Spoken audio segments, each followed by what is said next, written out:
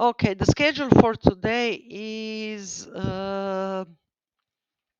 predictive analytics, and we will go through the some basic terms and discuss some of the use cases that might be useful for business. And then I will go to the algorithms, and then I don't know how much time will be left. Maybe we can discuss a little bit about Orange at the end, but I think you are all doing really well. So predictive data analytics is actually extracting some insights or patterns that can be used to make better decisions. And usually for predictive data analytics, we are using data mining, and data mining is yet another.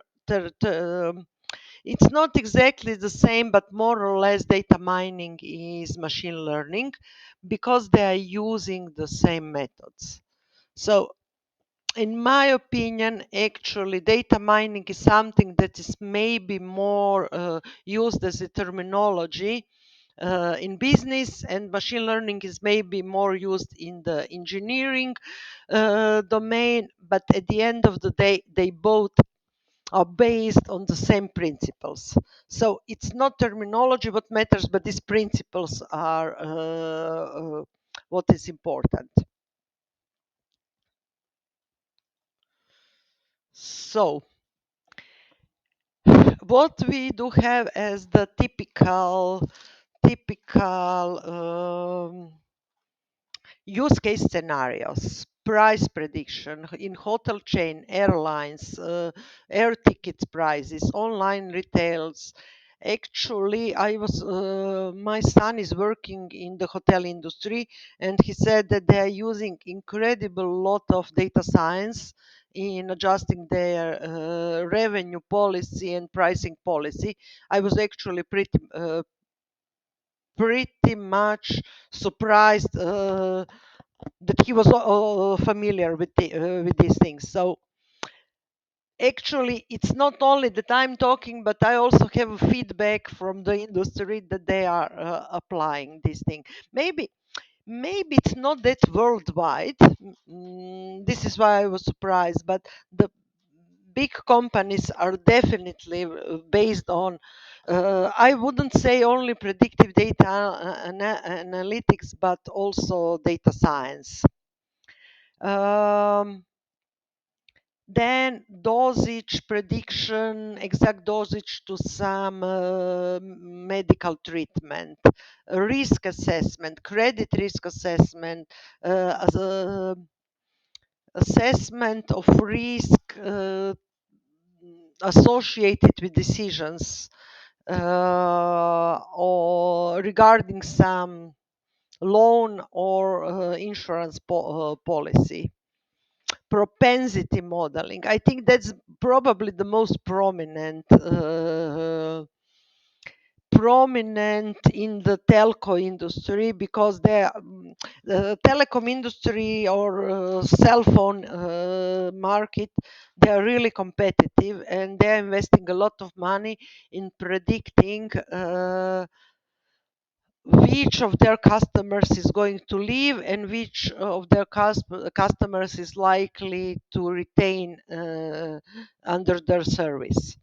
So I already mentioned this churn prediction. Churn prediction is actually detecting segment of our customers or users that are likely to leave, and maybe send them some offer or send them some customized offer before they decide to change for the competitor.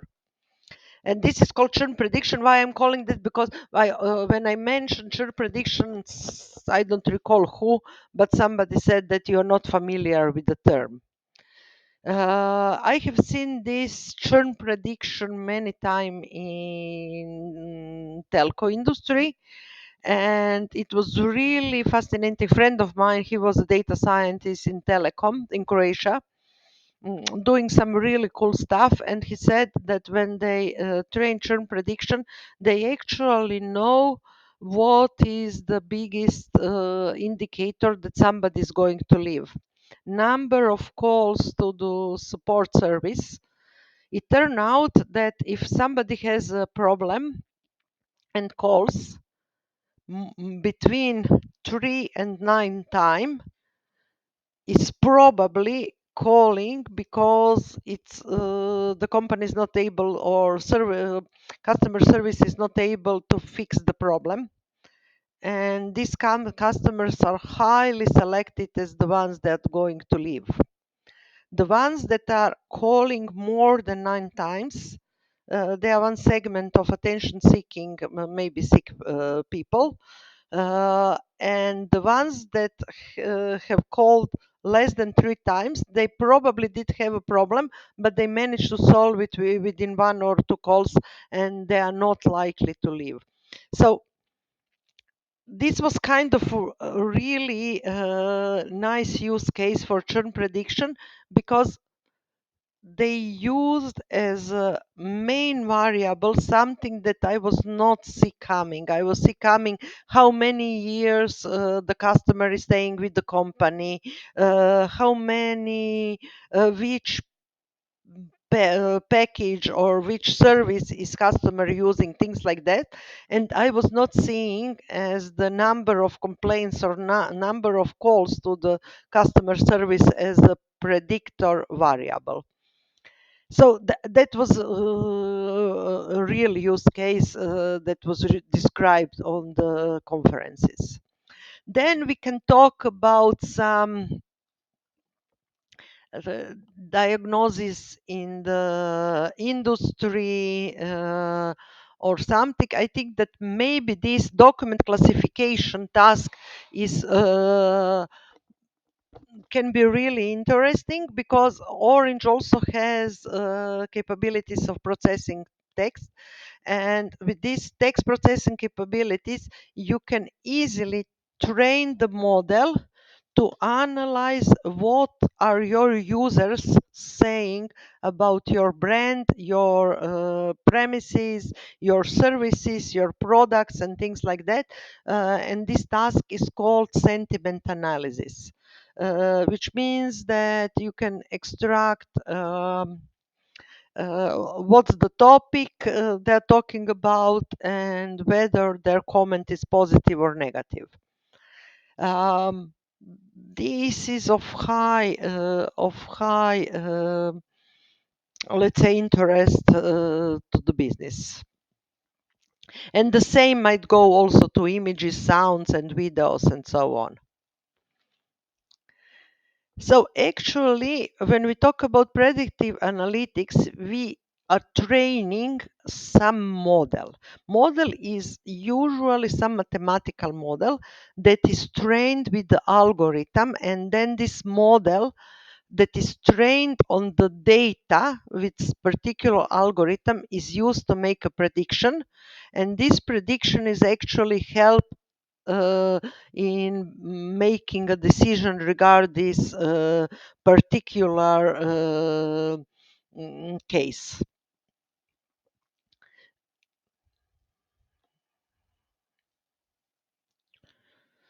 Okay, here you have the differentiation between machine learning versus data mining. I'm Eh, I'm sorry. Are you sharing screen? yes, I'm sharing screen all the time. Oh, I do not see it. Okay. Just a moment. Actually, I'm sharing. Okay. The last click was not probably. Can you see it now? Yes, perfect. Okay. I apologize. I share it. Obviously, I did not share it all together. So what I have covered, I have covered this as the pipeline where we are actually selecting data, cleaning data, that you have done for the second homework, this first part. You already tried some data analytics, and then we are trying to make better decision. And I went through the cases, and now I have stopped here. Actually, data mining is much more part of the business analytics, relationship anomalies, and so on. And machine learning is actually using the very same algorithms, but is much more used as an engineering discipline. So I will interchangeably use the terms machine learning and data mining because they have the same principles and same algorithms to train the models. But the main difference is who is talking. When the business is talking, the business is probably more talking about data mining in predictive analytics. And when we are talking to the engineering department or IT department, they're probably much more talking about machine learning. Uh, they have really similar analytical process, similar data preparation. They are both based on the pattern recognition, and that pattern recognition was actually how the field was called because we reinvented these two terms. Actually, pattern recognition was something that we had in electrical engineering for signal processing before we started to call these algorithms machine learning and data mining. So at the end of the day, I think it's really important to understand algorithms and what are they doing.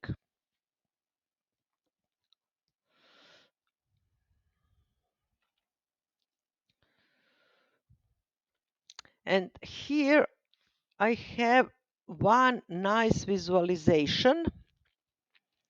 So when we talk about data mining, we are somewhere here on this yellow and blue circle, because I will try to visualize that. And we talk about data mining, we are somewhere here. I will try to make this as transparent as possible.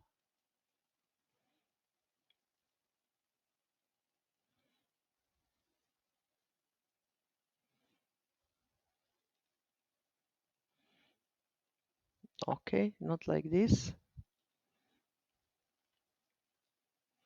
but maybe like this. So data mining is a lot of machine learning. It can be deep learning, but much less. I will reduce it like this. And it's also very much connected with data science, because this data mining here is, in my opinion, too little overlap with the machine learning, because they do have a lot of algorithms in common, and usually in data mining you are using one or two deep learning methods, and this overlap here is actually accurate. Artificial intelligence in generally is a field of computer science where we are trying to invent some intelligent algorithms. And why data science is going out of this artificial intelligence? Because data science is really very much based on mathematics and statistics. But as you can see, these fields are all very much intervened. And if we search for the other author, this picture might look a little bit different. It's really how you are understanding the division, but I would insist that at the core we do have a lot of algorithms that are used in machine learning, data science, and data mining. And we are going to go through some of these algorithms because you are going to use them for your seminars.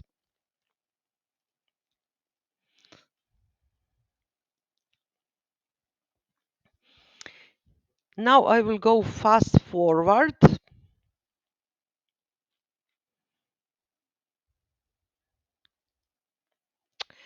So when we talk about machine learning, we are thinking about this process. At the beginning, we need to collect the data that is representative data of some business problem or some business process. Then this data needs to be prepared in the correct and good format. And then we need this data to train the model. And for training the model, we are using one of the algorithms. Algorithms can be linear regression, k-means, neural network, decision trees, random forest, and so on. We will go through several of these algorithms. And as the result of algorithm and data, we actually receive a prediction model. So model is the result of this process. And then this model can be used for new data that has not been used to train the model to predict their value. Here you can see, here is a visualization. I have data regarding age, sex, some patient 1, patient 2 molecules, and so on. And I have target variable of class that patient is responding or not responding to some treatment. And this machine learning algorithm is actually has trained the model, and this model is mathematical model that is capable of drawing this decision boundary here. It's dotted line because patients can be then separated in the left group and the right group, patients that are responding or not responding to the treatment. And then some new patient is coming, 59, male, and has some value of some molecule 12. And we are pushing to the very same model this new data. And model makes a prediction that for this new patient, target value is going to be around 0.85, meaning that he's probably going to be a respondent. So this treatment is going to be good fit for him. I will stop here and ask if this is clear, because this is the fundamental concept. And if you don't catch this, I will not go into details until you are all on board. Anya, you already know the drill, so I will start with you because you communicated a lot with me last time. Anya B. It was me actually, but Anya H was. Okay, sorry, can you sorry. hear me? No problem. I understand most of it. Yes, Okay. clear for me. Okay, it's good if I have feedback. So if something is not clear, I can always customize and go a little bit further and explain terms as I did last time. Sashka and other Anya, are you on board with us?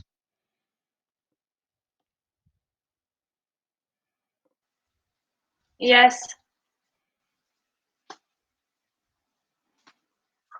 Okay.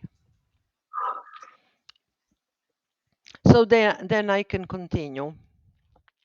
The next thing that is really important is the classifications of methods. We can have supervised and unsupervised learning. We can also have semi-supervised and reinforcement learning, but this is really not important for you. So I will keep the things simple, because for supervised learning, we do need the data that is labeled. that has some label or some class or some value, and then we can talk about classification or regression models.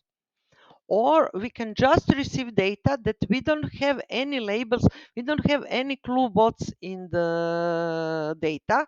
Then we can train clustering and association methods. Um, Let me give you some examples. So, in this example, where we had, let's say, churn prediction or sentiment analysis, we are actually using classification because we want to classify our customers in the group that will churn or not churn, in the class that will receive the loan or not receive the loan. And when we are talking about regression problem, we are usually talking about price predictions, quantity of hand prediction, where we want to predict exact future value. When we talk about unsupervised learning clustering, we usually think about detecting segments or clusters in our data. This is a typical customer segmentation problem. And when we talk about association, mining is usually deriving association rules, and typically this was used for the market basket analysis. Market basket analysis is a problem which products are bought together, which products are together in one market basket. And later that's really old technique. It can be really useful. It's really interpretable because with rules we have exact nice interpretation of how the products are selected, and these association rules are very much connected also with the decision tree. So I might add this part in the Orange. I saw that there is algorithm implemented because I think that for the management students association rule mining might be interesting to know. And now question for you. Have you had any experience with the linear regression before or something like that? Jakob, I will ask you first because I assume that you probably did have some Yes, that's experience. correct. Yeah. With clustering as well or not? Not with clustering. Clustering not. Regression, what else? Other methods that you have tried in Orange, you were also not familiar with these methods? No. No, okay, we'll go through it. And now, girls, did you have any, let's say, meeting with linear regression because it's the basic? Not really. The linear regression is something that is usually pretty much in study of economy. Okay.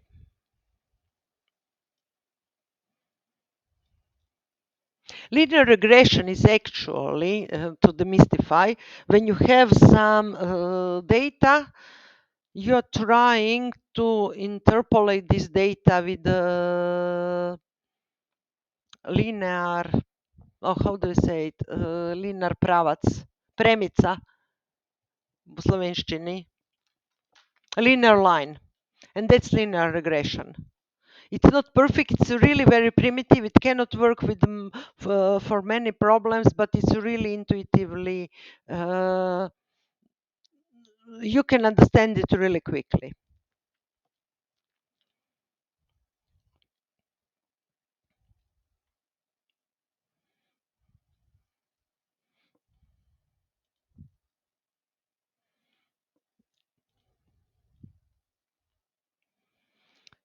Okay, here I have one really nice illustration of supervised versus unsupervised learning.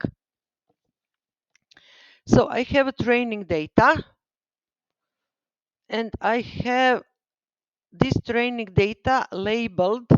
This is the picture of cat, picture of cat, picture of cat, picture of cat. You can see that these cats are really very different, but machine learning algorithm is receiving this data with labels cats, and they are trying to remember how cat looks like in mathematical model and generalize to new cats. And then I collected new pictures of 3 cats and 2 dogs. And when I am sending this new data to the same machine learning model should be able to differentiate between cats and non-cats. And this is supervised learning. The main point here is that model needs to have the label. In unsupervised learning, we don't know, model doesn't know what the label of data is, and we are asking the model to learn patterns in different groups. And model is then somehow figuring out that it should group together these animals with 2 legs, these animals with fins, and these animals with ears. And birds, fish, and cats and dog are clustered in 3 different segments. And the same principle goes for your customers or your products and so on and so forth. This is the main difference. So in supervised learning, we are providing labels. In unsupervised learning, the model is trying to discover these typical patterns in group of data items.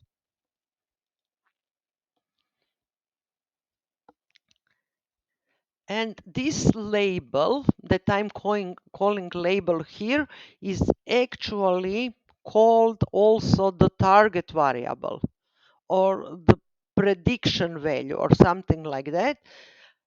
Usually we are learning how to predict this target value for the new data.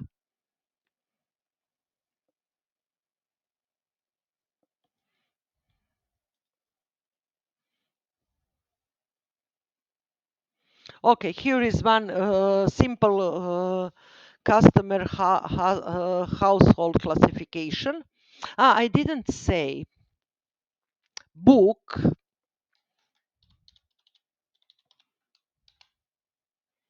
Just a moment. I will check if I listed the book here.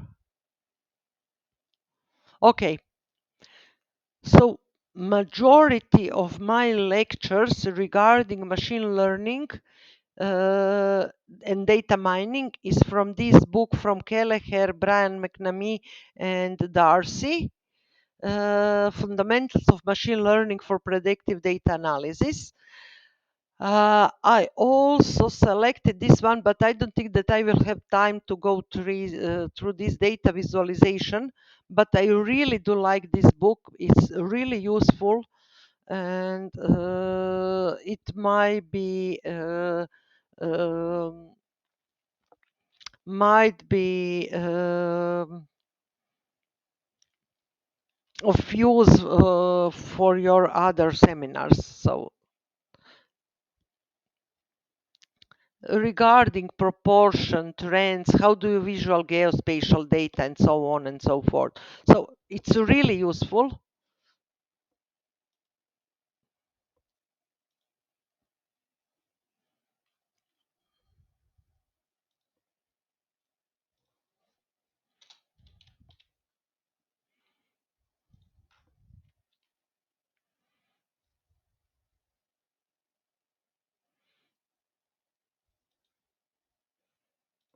Maybe this one, it's MIT Press. And even better, this link here, because this is the main page of the book.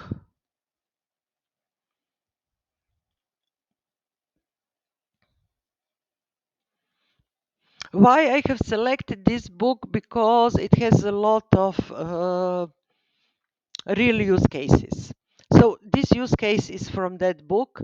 And analytics team and the supermarket chain wants to be able to classify customer household into demographic groups, single, couple, or family. Actually, this is not that difficult because when you have small children, you are buying one products. When you are couple, you are buying, let's say, male and female products. And when you are single, you are either buying products only for male and female.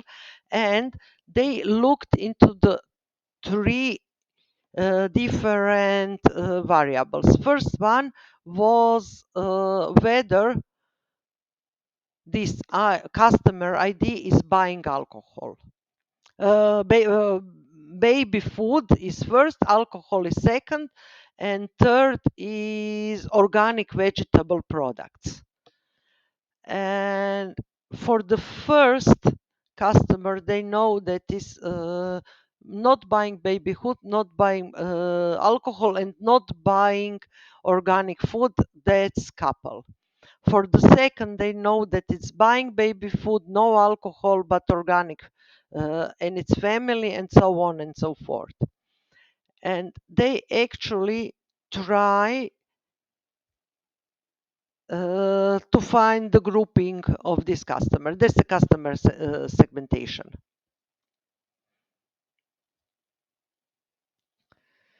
So the goal is to find the model that does the best generalization of this data set for the future use. I will skip this. I think it's too technical, but I will cover these two terms, underfitting and overfitting. Underfitting is that prediction models learned by the algorithm is too simplistic to represent the underlying relations in the dataset. We are oversimplifying things.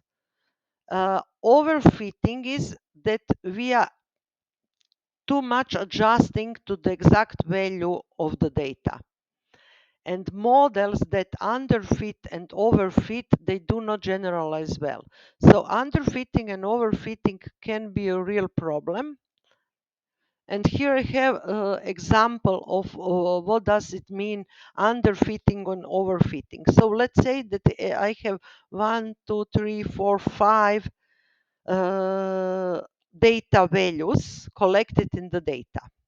If I'm fitting linear regression, I'm severely underfitting this data set.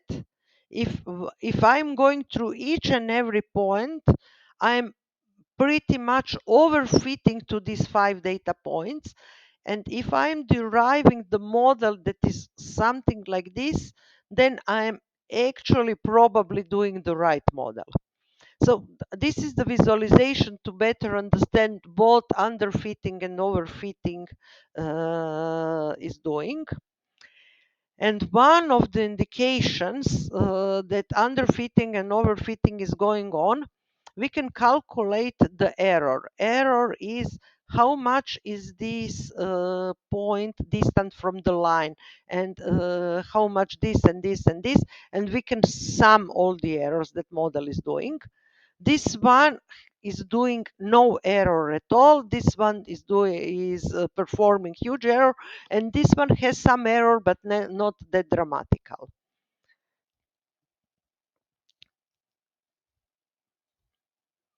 So overfitting and underfitting, is that clear?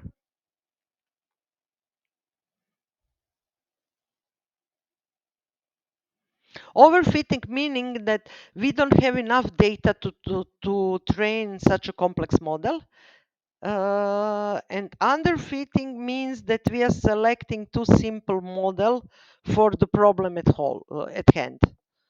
To say that simple, and there is no one suggestions. You need to test different models to evaluate them and then select the model that you think works best for your data or your problem.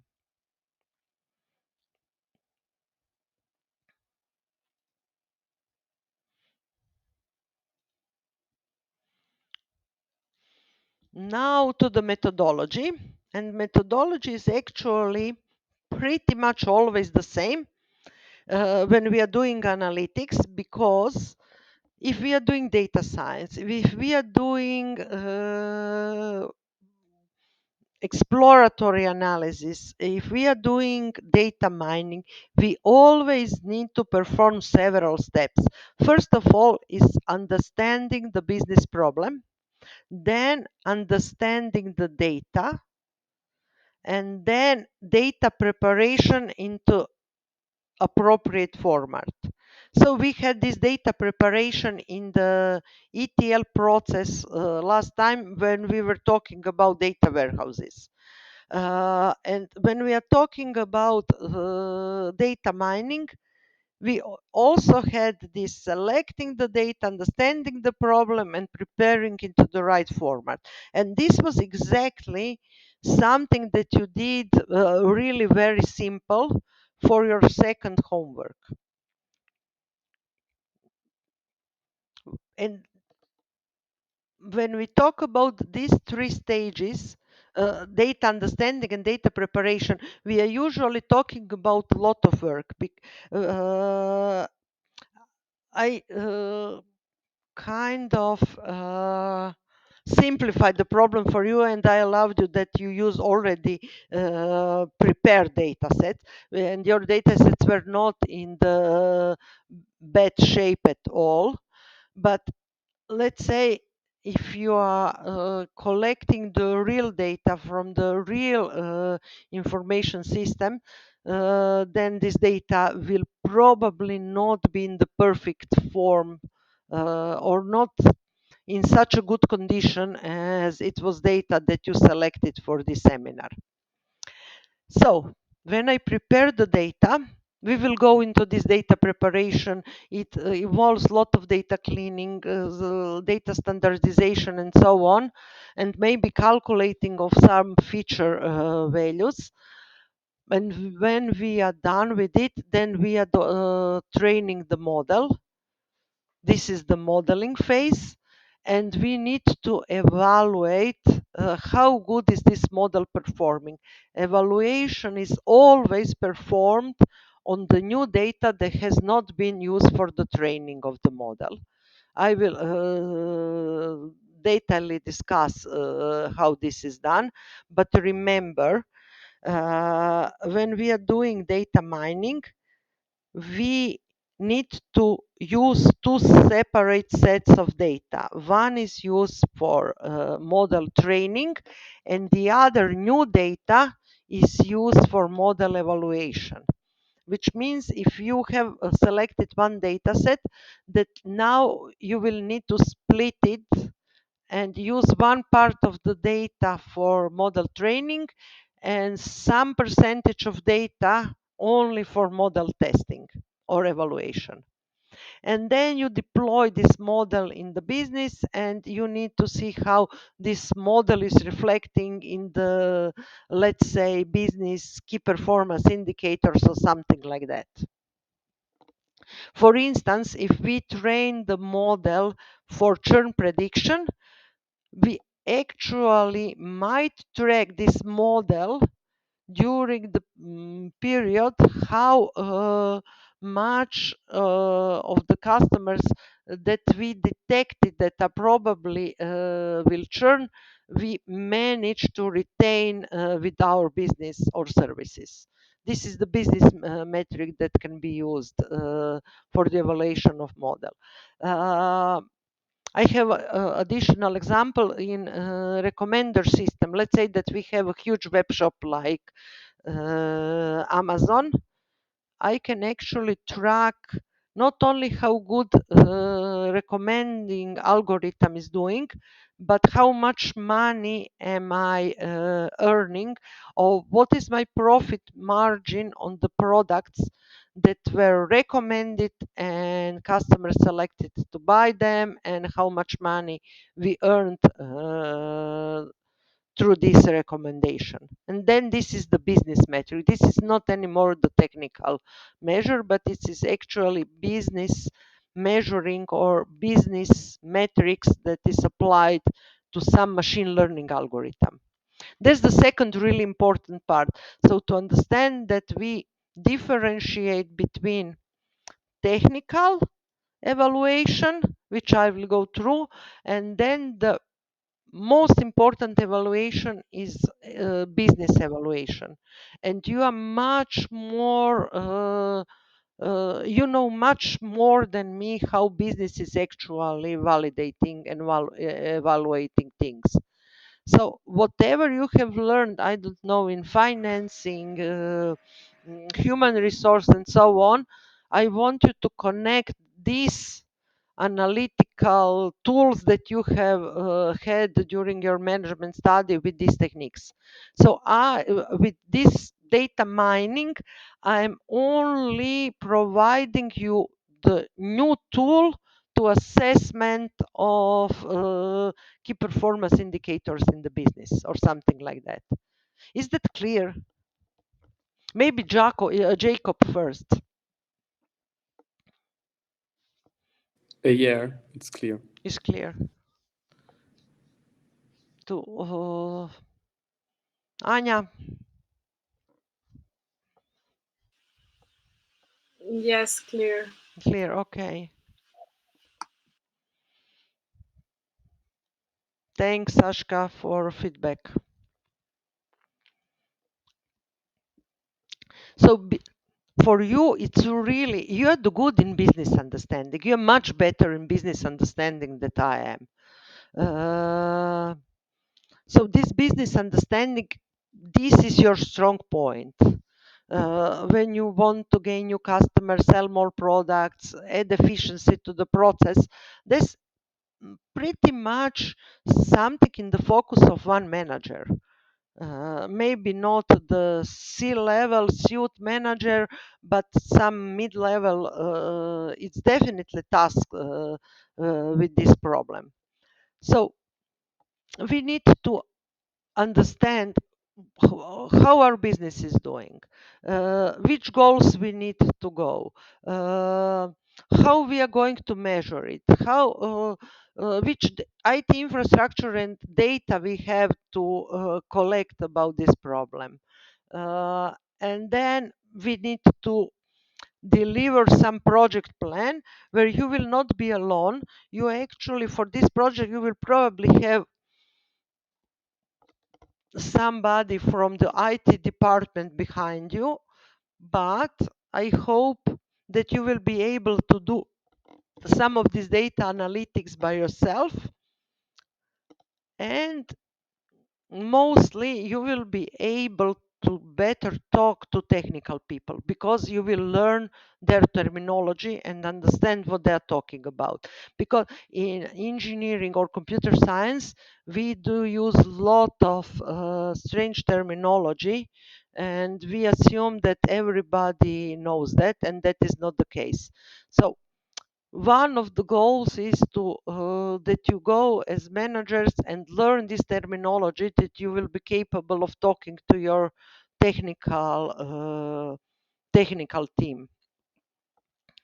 And I hope that we after my course you will be able to do this.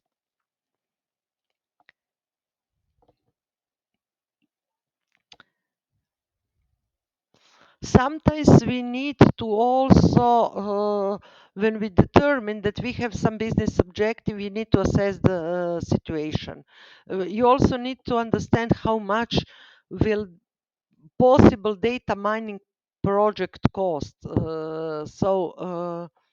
We need to determine which goals are we seeking and whether this is feasible and reasonable regarding how much money are we going to spend on this project, and so on and so forth. So it's really business thinking. Then it's data understanding. I think that's the most important part. If you understand data, and if you really understand what you have in your data, then half of the problem is already solved, because you really know what you can find in your data, how you can interpret your data and explore it, visualize, verify, and so on. And this is the key, because we are talking about data analysis. Data is in the focus.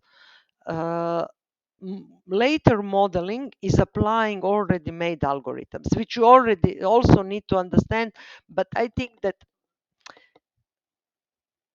if I need to select one, I would always say that data is much more important to understand than the other parts of the process, because data is the core representation of the problem that we are modeling. And data is needed in each and every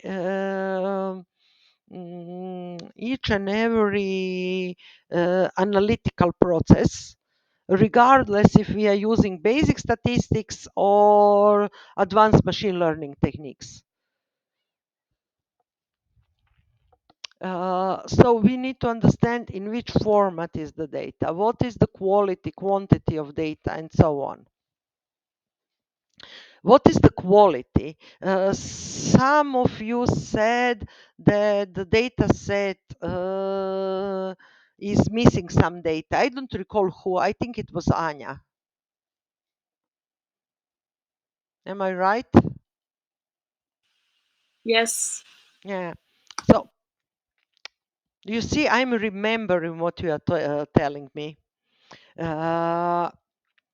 You will see that some of the algorithms are really not sensitive for missing data, but you detected missing attributes, missing values in the data. That's the first data quality problem. And data quality is something that we are not talking a lot, but data quality is a big issue. First, you need to be sure that you have collected the right data, the data that has the truthful values, complete values, and so on. But good news is that some of the algorithms are really not sensitive to missing values. And sometimes these missing values can be a really big problem, and you decide that when you have one missing crucial attribute missing value, that you will delete the whole row from your data. So there is no general advice how you should do it. Sometimes it's okay to do it as it is, and sometimes I'm deciding that I'm deleting all the data that has some missing values. So also there is no general advice, do it this way or that way. This requires a lot of thinking and understanding.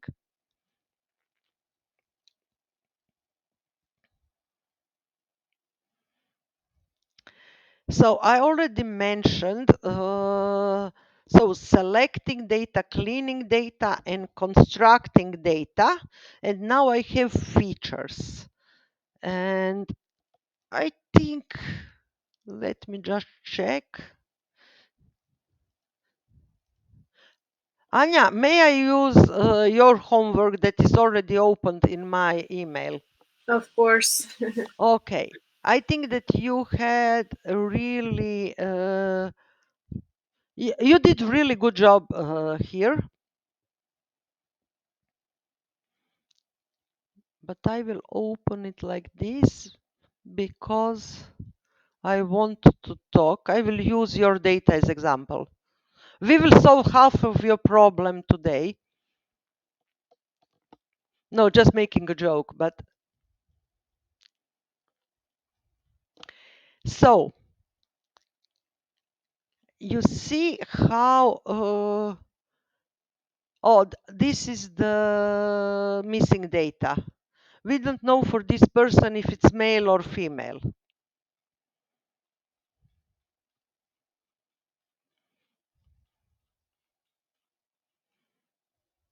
Sometimes you don't have age. Sometimes you don't have value. I don't know what's here in the data set. That's income or rental price or something like that. No, that's probably payment method, card, amount spent for some buying. Can you help me? What is this amount about, Tanya? It was about spending in some store. This is for data for a store. For store, okay, I'm buying products. Yeah. Okay. They managed to collect data about employment, unemployment. Uh, okay, and this referral I don't understand, but it's obviously binary. Sometimes it's one, sometimes it's zero. Mhm. So this is the question: what referral data is meaning in your data set? But as you see, let's stick to this age. Here you have many different ages ranging from 50 to 80 something I have seen. Uh, so maybe from this age, I'm not saying that you should do it, you should think about it. But with this age, I will explain what does a feature mean. So the raw data is exact years. And I might say, okay, here I have too many different values. I might prefer to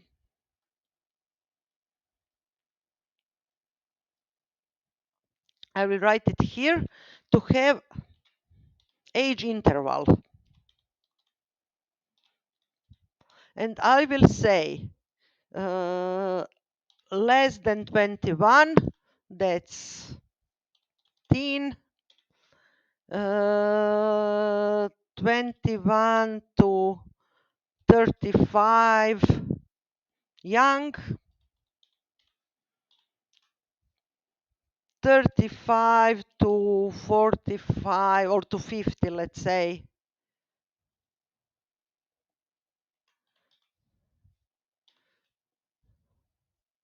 50 middle, 50 to 65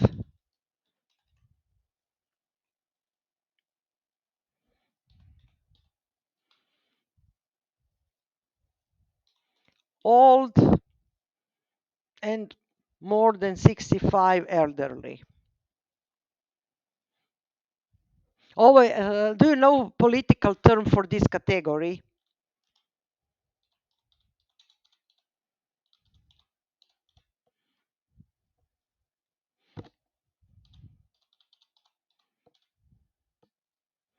So you're teen, then you're young, then you're middle, then you're again young. Uh, and now when I have a coding like this is my first, my second, my third, my fourth, and my fifth interval.